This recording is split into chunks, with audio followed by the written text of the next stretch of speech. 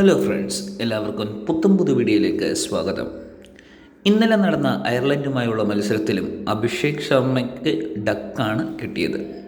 തുടർച്ചയായി 3 world cup മത്സരങ്ങളിൽ ഡക്കടിക്കുന്ന പ്ലെയറും അഭിഷേക് ശർമ്മയായി മാറുന്നു. ലോകത്തിലെ തന്നെ ഒന്നാമത്തെ ബാറ്റ്സ്മാനായ അഭിഷേക് ശർമ്മയ്ക്ക് ഇതെന്ത് പറ്റി എന്നാണ് ക്രിക്കറ്റ് ആരാധക ലോകം നോക്കിക്കാണുന്നത്. സഞ്ജു സാംസനെ മോശം പെർഫോമൻസ് മൂലം ബെഞ്ചിലിരുത്തിയെങ്കിലും അഭിഷേക് ശർമ്മയിൽ ഇന്ത്യൻ ടീം വളരെ പ്രതീക്ഷ അർപ്പിച്ചിരുന്നു. എന്നാൽ പ്രതീക്ഷയ്ക്കെല്ലാം വിരാമമിട്ടുകൊണ്ടാണ് ഇപ്പോൾ വരുന്ന വാർത്തകൾ. 3 കളിയിലും ഡക്ക്, അതായത് ഒരു സ്കോർ പോലും എടുക്കാൻ അഭിഷേക് ശർമ്മയ്ക്ക് സാധിച്ചില്ല എന്നതാണ് സത്യം.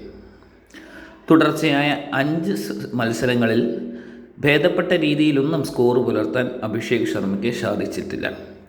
എങ്കിലും വീണ്ടും ഇന്ത്യൻ ടീമിൽ അദ്ദേഹം തുടരുകയും വേൾഡ് കപ്പ് 2026 എല്ലാ കളികളും അദ്ദേഹം മത്സരിക്കുകയും ചെയ്യുന്നുണ്ട്. സഞ്ജു ആകെ ഒരു കളിയെ കളിച്ചുള്ളെങ്കിലും അതിൽ 8 ബോളിൽ 20 റൺസ് അദ്ദേഹം എടുക്കുകയും ചെയ്തു. അഭിഷേക് ശർമ്മയെ മാറ്റി സഞ്ജു സാംസണെ ഓപ്പണിംഗ് കൊണ്ടുവരണം എന്നാഗ്രഹിക്കുന്ന അനേകം ക്രിക്കറ്റ് ആരാധകർ ഇന്നുമുണ്ട്. നിങ്ങളുടെ അഭിപ്രായം കമൻറ്റുകളായി അറിയിക്കുക. അഭിഷേക് ശർമ്മയ്ക്ക് പകരമായി സഞ്ജു സാംസണെ ഓപ്പണിംഗ് ഇറക്കുന്നതിനെപ്പറ്റി എന്താണ് നിങ്ങളുടെ അഭിപ്രായം? പുതു സിനിമ ക്രിക്കറ്റ് വാർത്തകൾക്കായി ഈ ചാനൽ സബ്സ്ക്രൈബ് ചെയ്ത് സപ്പോർട്ട് ചെയ്യുക.